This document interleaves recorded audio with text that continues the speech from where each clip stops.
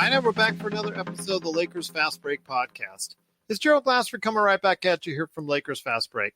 Pop Culture Cosmos, Inside Sports Fantasy Football, and Game Source. We truly appreciate everyone out there listening to all of our great shows. And if you can, please give us that 5-star review on Apple Podcasts. I know I'm looking like I should be in the middle of Cobra Kai, which I actually reviewed on for Pop Culture Cosmos. You got to catch that episode that already dropped right there for you. But if you want to go ahead and support us any way you can, it is truly appreciated. Whew. Another nail biter for the Lakers today. They did win 94-92 over the Memphis Grizzlies, and this is the post-game wrap-up show.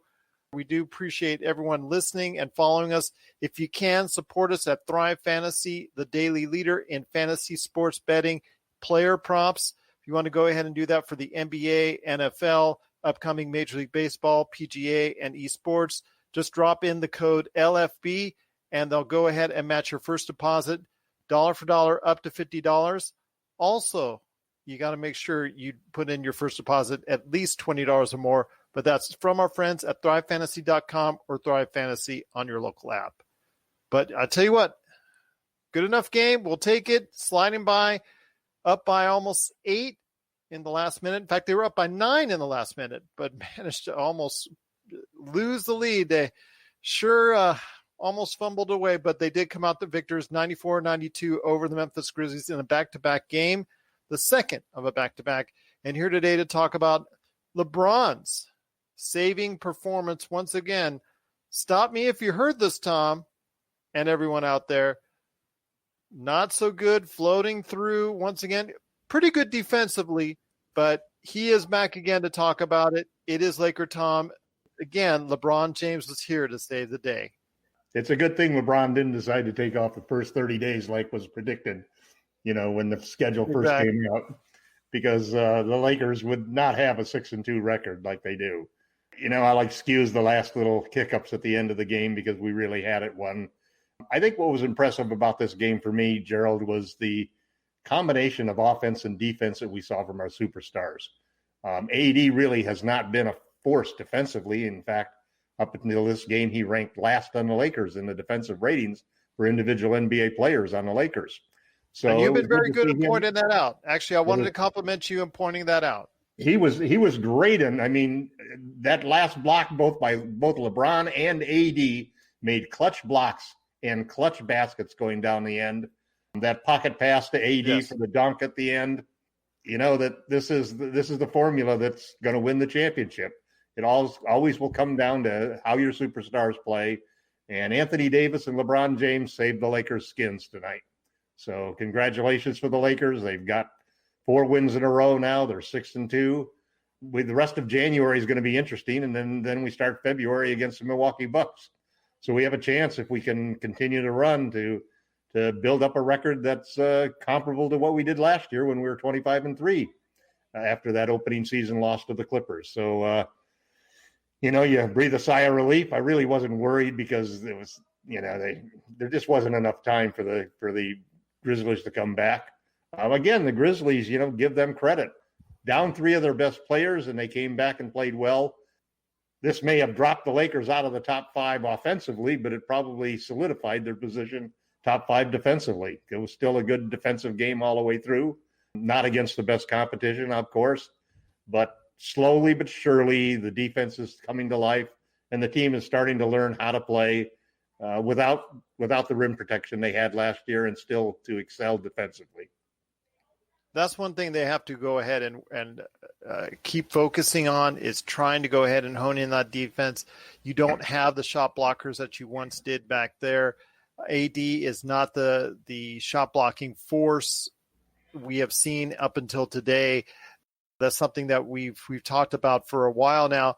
I do want to compliment Wesley Matthews. I know it doesn't show in the box score, and I know it doesn't show as far as plus minus, -6. And if you're going off a plus minus, seeing Kyle Kuzma, was a source of frustration throughout the entire game, yet he's plus 21 and all that stuff. So right. He knows when to play. I guess he knows when to play, or Frank Vogel when to play him. But Wes Matthews, several times he was able to go ahead and body up and play effective defense. again, not necessarily offensively from anyone outside LeBron and AD was the performance you want to see, but still defensively, it was much more effective tonight. Yeah, the plus minus, for example, and net ratings are interesting statistics. They're misleading sometimes. They often do point to the little things you do, but they also can be greatly influenced by who you're playing with. Exactly. And in this, I just took a brief glance at the box scores. All of the starters were plus, and all of the bench were minus. Yeah. But again, the one thing I liked is that Vogel really kept it to a 9-man rotation, and everybody got a chance to play. Even if they didn't get into rhythm, they had an opportunity to get into rhythm, an opportunity to play with their teammates. Gasol made some good defensive plays, ran into foul trouble late in the game. And, it's again, that first 10 to 20 games, I think the rest of January is going to be the same type of story where we're going to sleepwalk through parts of the game because we're so confident we can beat the teams that we're playing.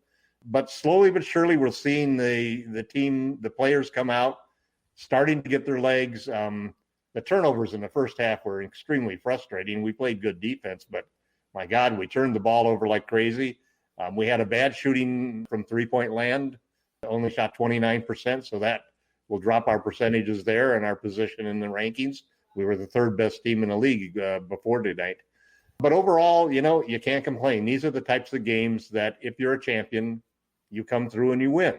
And if you've got LeBron James and Anthony Davis on your team, you have a doggone good chance of doing that every single game. So on to the next ones. I guess we've got a Wednesday and Thursday double hitter coming up. Is that correct? That's correct. Back-to-back games. One of them at home. I guess we have to fly back and be ready for that game. And then when they said they condensed the schedule, you really start to feel the effect of it. Absolutely. So that's something that I have to give my wife the schedule for. We have a game and a podcast, honey. And it's like every day she looks at me and says, Again? It's Thursday and Friday. Thursday and Friday. Friday? Yeah, Thursday and Friday, back to back. And then their next game after that is Sunday, just to let you know. So Thursday, Friday, Sunday. San Antonio is coming to the Staples Center on Thursday, and then you have the Bulls coming to the Staples Center on Friday, and then the Lakers will be at Houston on Sunday, just to let you know. And we play a 2-game series with Houston, I believe. So we play them again on Tuesday or something? I'm going to check that a little further. I think you are correct on that.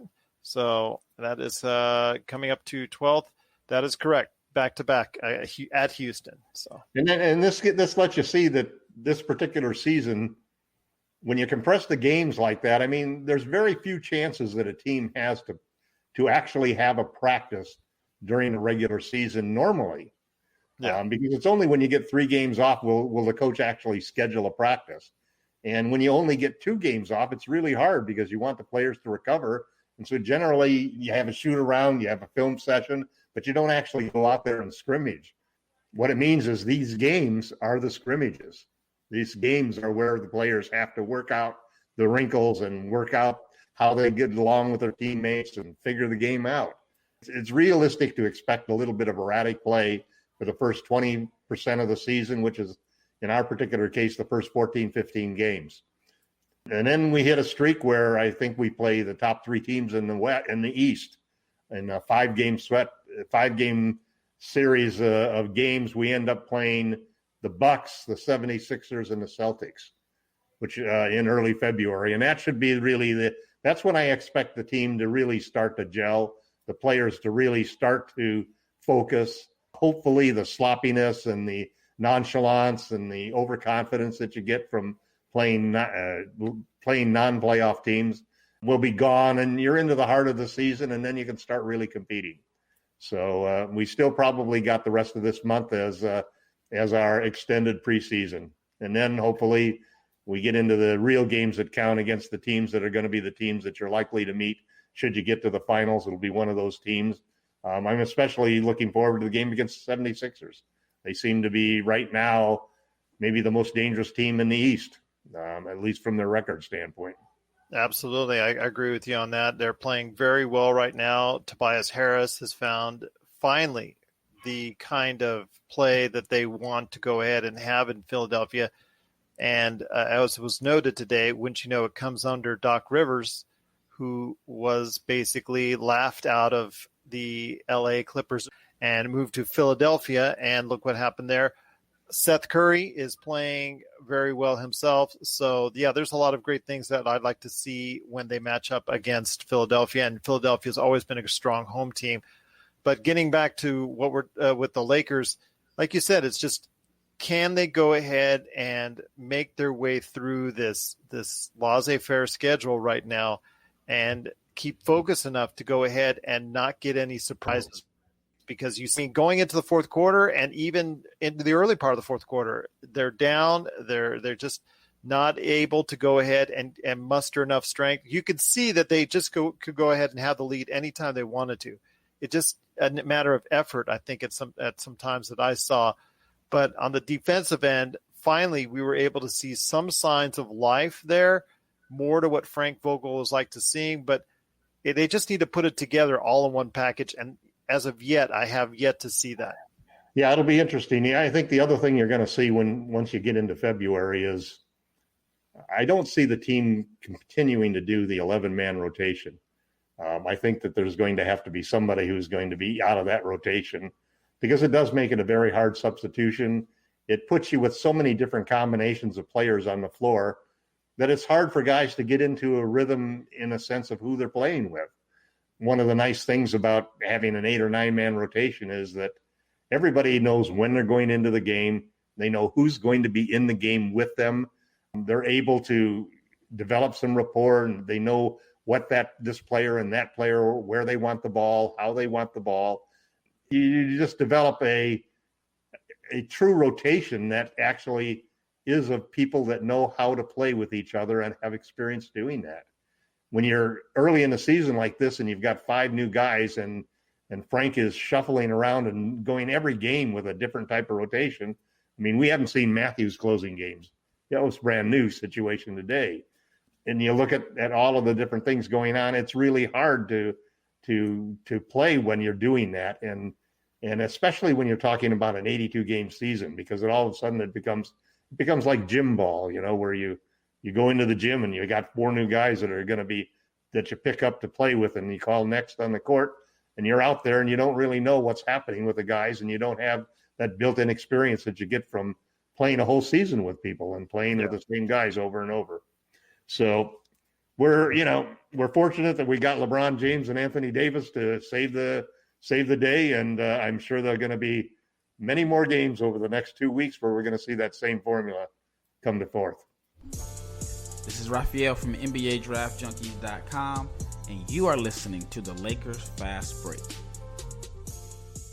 Check out what's been going on with the Pop Culture Cosmos Show and the PCC Multiverse. That is by far my favorite because it's also character driven and the stakes are high and there's much more of a mystery and intrigue to it. A game like Wolfenstein, which people are saying are one of the most socially important video games of the past 10 years. Catch our shows on radio worldwide 7 days a week or at any time on Podbean, Spotify, Apple Podcasts, or on over 30 more podcast outlets. Again, they're doing a back-to-back back at the Staples Center. I will also have upcoming an interview with Rafael Barlow, who's going to be joining us for a one-on-one. We're going to go ahead and schedule that, and it looks like we're going to drop that probably in the interim, so you can check that out on the Lakers Fast Break channel, wherever you get your podcasts. So I'm looking forward to that. But LakerTom, I know you're working on some great stuff for Lakerholics.com. What's going on with Lakerholics.com?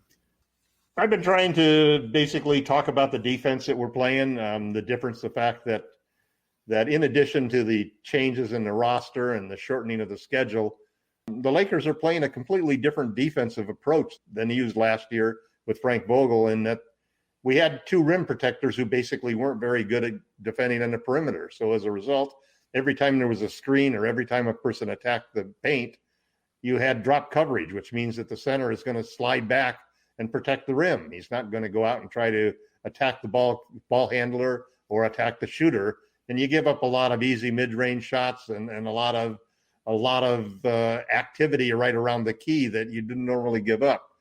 In the playoffs, the Lakers basically adopted a different approach when they had LeBron and AD doing the shot blocking and Markieff Morris playing the 4.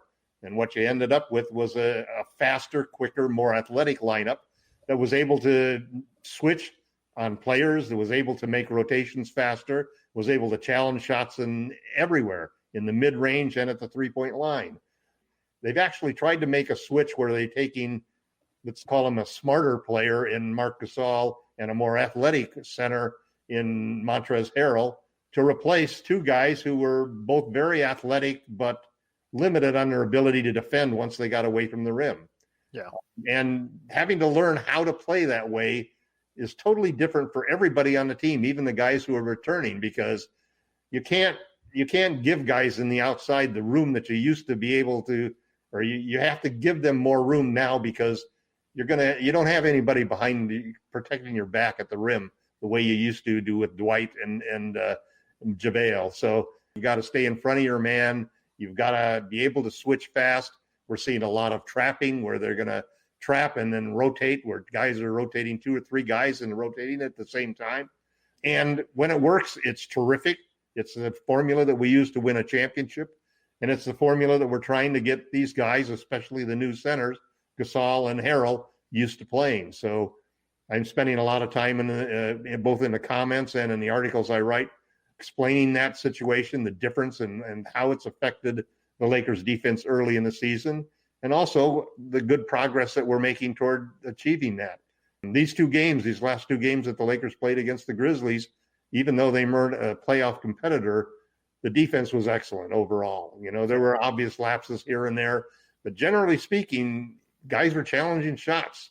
Guys were rotating fast. Guys were making the switches when they had to, and we were trapping people out on the perimeter and doing the rotations that you have to do to play that kind of defense. So it's a brand new thing for Frank Vogel to have given up. This is a guy who, has always had a rim protector and, practically the inventor of defensive, verticality when he was at Indiana. And so it's interesting to see how he's adapted himself to the newer NBA, to what he learned in the playoffs, and to the skill sets of LeBron James and Anthony Davis defensively.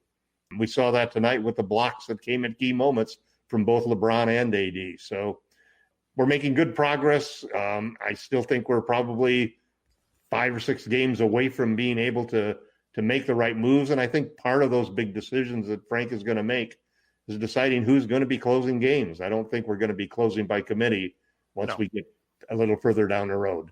Yeah, absolutely. It's going to have to work out that way. And obviously keeping the guys healthy and safe is obviously paramount, as we're seeing with KD, who is out 4 games just by contact due to the coronavirus. Yeah, it's kind of strange that he's had coronavirus. He's had COVID-19, yet they don't make any differentiation to that.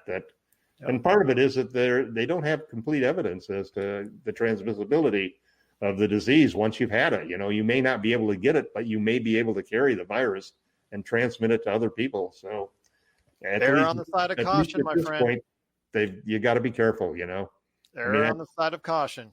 Yeah. And, you wonder what's happening with AC. Did he get COVID, or was it just a contract tracing type of situation where they wanted to keep him away from people and were isolating him? Exactly. So you're worried about what his status will be when he comes back. He's going to be able to round into form, things of that nature. But it's still early in the season, so I guess if it's going to happen, I guess might as well be now. Right. I want to hopefully they learn from it too. That how did it happen? What who is the player? Did Alex do something? Did he go somewhere that he shouldn't have gone?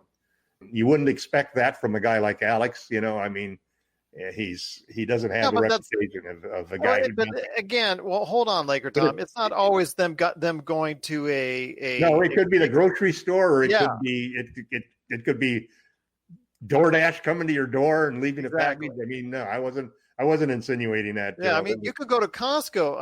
I go to Costco once every couple of weeks. You saw what happened in upstate Washington, where 145 people plus that work at that Costco got infected by it. So you don't know where you're going to get it. You don't know how it's going to happen. Yeah, you just you try can to get it keep anywhere yourself now. as safe as possible. Absolutely. Just try to keep yourself as safe as possible.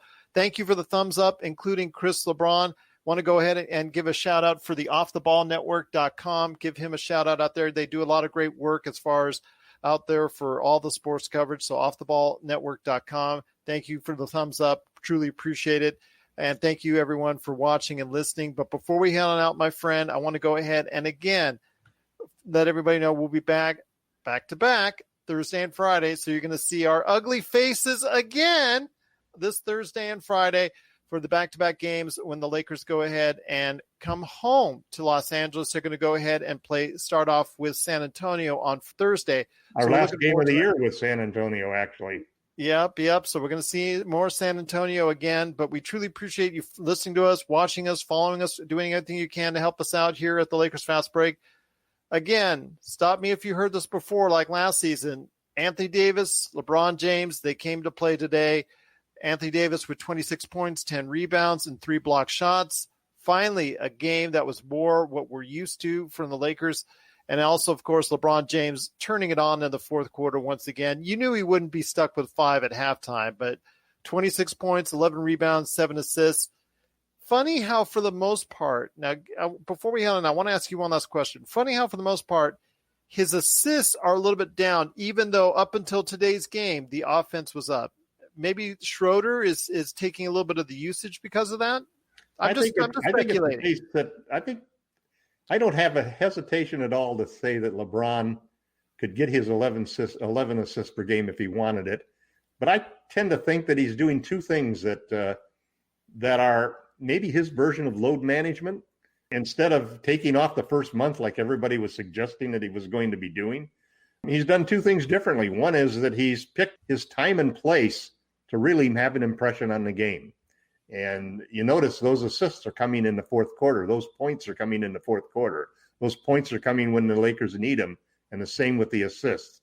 So he's basically using that. Plus, I think, and it wasn't tonight, but his three-point shooting. You know, he's had one of the best three-point shooting years so far that he's had in the last 5 or 6 years. He was a 40% three-point shooter at one point in time in Miami, and he shot 39% at 1 year in Cleveland. Before tonight, he was shooting 38.5%, and he looks good on his threes. You know, I mean, he's firing from the logo like Steph Curry. So I think LeBron is getting craftier and smarter about how to use his energy in the game and how to save himself for the long season, especially when you have a short layoff like we did this particular year. It's just a marvel to watch the guy. He is so intelligent. His basketball IQ is just off the charts. I've never seen anybody. I mean, I've watched basketball for over 50 years, and I haven't seen anybody who's got the intelligence and the savvy along with the skill to make it really work than LeBron James. He is, in my opinion, he is the GOAT, no question about it. Well, you could say like a Magic, or you could say like a Michael, but Michael wasn't as big as LeBron, and Magic, he wasn't as fast as right. LeBron, as you know, and obviously couldn't shoot outside as well as LeBron. He's the ultimate unicorn that's playing the game today, and he still is. Yeah, absolutely. I mean, I said this before he came to LA, and if they actually drew or, you know, scientifically calculated what's the exact best type of body type, or, you know, as far as size, weight, strength, skill, he comes as close to it as he possibly can. You know, watching him go downhill a couple of times for layups tonight was just amazing to think that this guy is 36 years old. Not so amazing if you're on the Grizzlies end and you're trying to defend that. He just blew by guys. Yeah, I mean, just amazing. Just amazing. Thank God he's on the Lakers, man. That's all I can say. It's I know we disagree on a lot, but that we definitely 100% agree on. For sure, indeed. Thank you, LeBron. Yes, thank you indeed. But check out LakerTom's articles each and every time out at Lakerholics.com. Also his Medium.com site, which is getting in a whole bunch of traffic right there. Just go to LakerTom on Medium.com. Also as well, once again, Thrive Fantasy. If you go ahead with the code LFB on your first deposit, they'll match it up to $50, dollar for dollar, if you just type in the code LFB, as long as you do go ahead and have your first deposit over $20, and that's at ThriveFantasy.com, or just download Thrive Fantasy, the leader in fantasy sports betting, player props, of course, on your mobile app. Well, tell you what, and again, we squeaked out with another victory, 94-92. Right now, I think we're 6-2 on the season. Still early yet. Hopefully that will, by the end of the day, lead the Western Conference. It would be nice to go ahead and head on home back to Los Angeles with the Western Conference lead on our arms. So hopefully that'll be the case. Tom, it's been great having you on once again. Thanks so much to Nico and Chris for liking us. Everybody for watching us on Facebook Live and YouTube. Cannot thank you enough for doing so. We'll be back on Thursday. It'll be San Antonio visiting the Staples Center, and we'll have the post game here at the Lakers Fast Break Podcast.